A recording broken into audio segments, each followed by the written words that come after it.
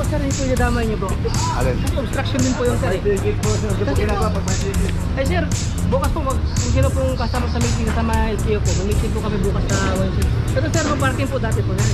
Dito sir. Doon po yung sir, no parking po sir. Ako sa Novo. Oo nga po si, nagano lang ako. Yes nga po si, okay lang naman sana eh. Na ano lang ako sir, paparado ko. Kaya nga eh, nakaparado ko lang po sir, nagano lang po sa dito. Saan pwede tayo magparada. Ngayon po, 2023 na, sumunod po tayo sa batas trapiko. Huwag po tayo maging pasaway. Yun lang po, salamat.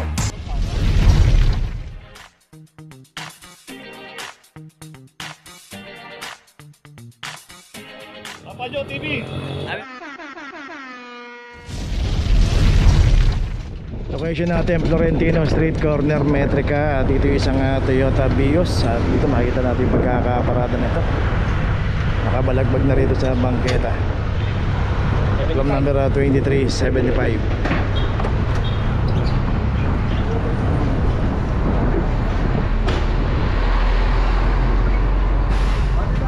Dito rin sa kahabaan ng Florentino Street, Mabuhay Lane at clamping zone area.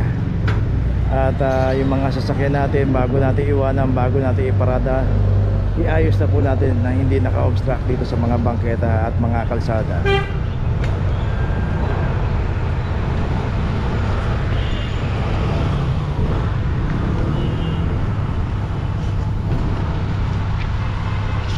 Okay, ito meron na rin notice.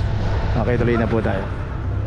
Location natin P. Guevara, corner Remigio. Dito yung isang Mirage. Dito makikita natin pagkakaparada ng Mirage nandito sa P. Gomez Elementary School, school zone. Ito meron na rin club number 2353. Dito kung paparada tayo, yun yung pagtawid doon sa Remigio na yan, padaretso, pay parking yan. Pag kumaliwa tayo dito, may mga pay parking din yan, may halige, pay parking din yan. Pero dito kasi dahil kaya naklam to, dahil nakita naman natin tapat ng eskwelahan to.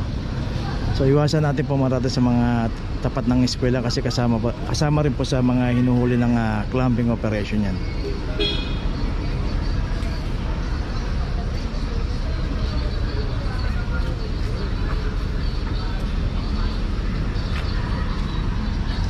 Kakalimutan lang yun. Plastic. Plastic!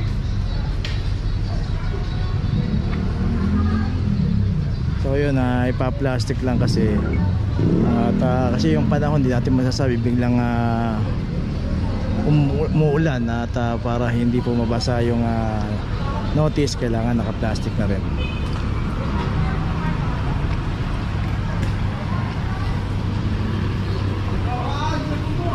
Bakit yung kabila po sir, hindi po idadamay niyo bro?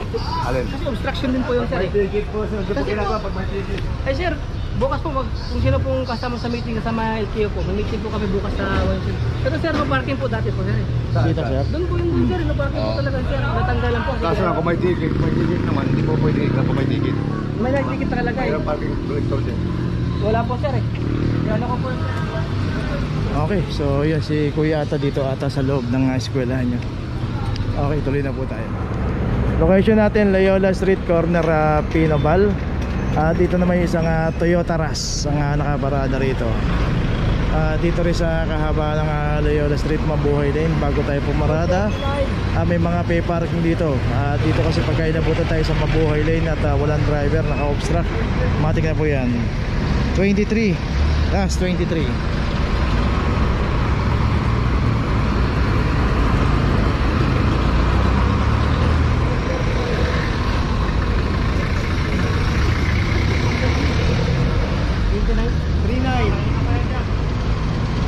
Saka dito po may pay parking yung kanto na yan, yung G Tolentino. Pag kumanan tayo dyan, dyan merong pay parking.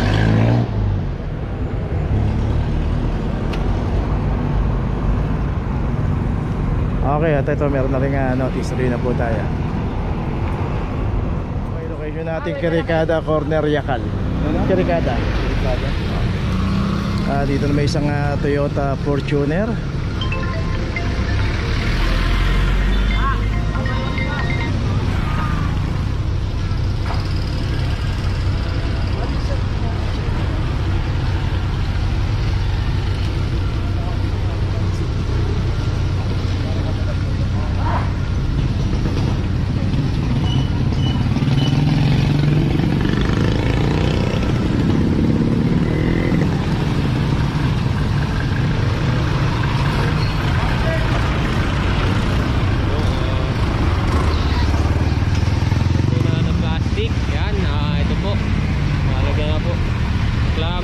number 2366.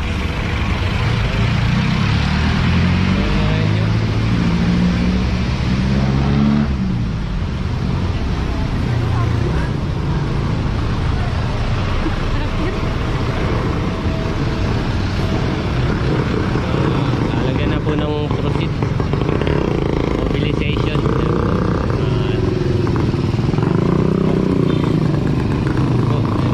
Isa po may driver.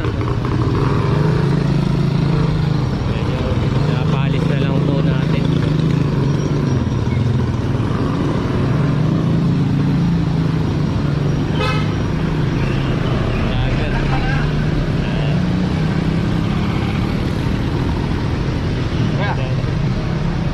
Ito tayo. Okay po. Driver ka. Lagi naman ito sila dito.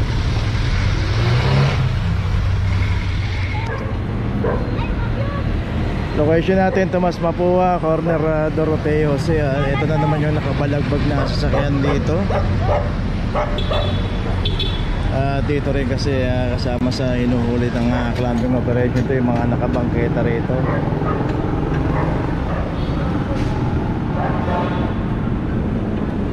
Isang Subaru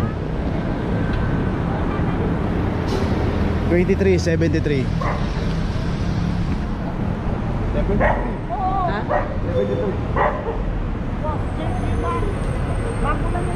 Okay, so ito isang sasakyan pa rito na van. Ito may iklam na rin 2372. Isang Nissan Urban. At yung dalawang sasakyan naman dito. So ito nga yung problema rin sa clamping dahil itong dalawang sasakyan na to, isang high ace at saka isang delivery van, may mga MOA itong dalawang sasakyan na to. At itong Urban at saka yung Subaru walang MOA. Pero ang pinaradahan nga po nito bangketa. Pinarangan na yung bangketa rito. So hindi po mahuhuli ng clamping operation niya kasi nga dala ng may MOA. At yung MOA nanggagaling naman po yan sa City Hall. Sila po ang nag-i-issue niyan. Okay, ito meron ng notice yung Urban saka yung Subaru meron na rin. So ito may MOA. Okay, tuloy na po tayo. Location natin Tayumang corner Abad Santos. At ito nakabangketa yung pagkakaparada ng isang Honda. Ito wala ring driver. Dito rin sa kahabaan ng Tayumang Mabuhay Lane. Dito pag nakaparada po tayo sa mga bangketa, sa mga kalsada at iniwan po natin yan, maabutan ng clamping operation, walang driver, matik na po yan. Nag-share lang ako sa Novo. Oo, boss. Oo nga, boss. Nag-ano lang ako. Yes nga, boss. Okay lang naman sana eh. Naano lang ako. Okay, ito meron na rin clam number 2317.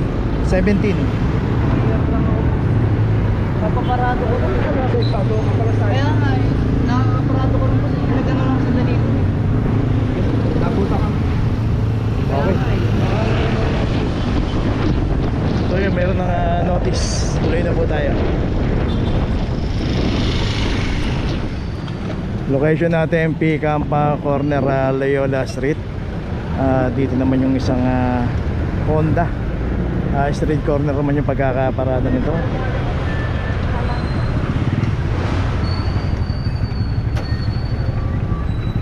$23.75. Dito rin sa kahaba ng P-Campa, makikita natin both side yan. May mga nakaparada, pay parking. At kung dito kasi tayo paparada, dapat iayos muna natin yung ating mga sasakyan. Huwag tayo magdo-double parking, huwag tayo mag-street corner dahil kasama po sa hinuhuli ng clamping operation yan.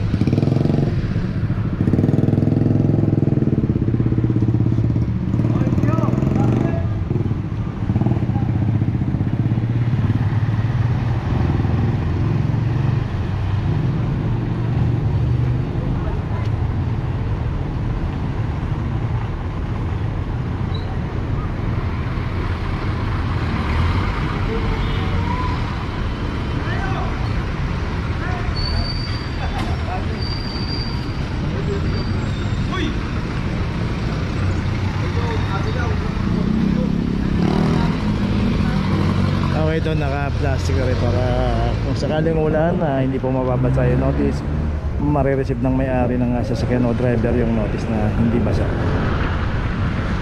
Okay, tuloy na po tayo. Okay, nandito na ngayon tayo sa opisina ng clamping sa impounding dito sa Central. Dito na po nagtatapos ang ating vlog. Maraming salamat po sa mga subscriber, sa mga viewers, sa mga napadaan po sa ating channel. Maraming salamat po sa mga suporta nyo. Sa mga hindi pa po nakakapag-subscribe, subscribe na po tayo mga kabayan. Maraming salamat po. Mabuhay!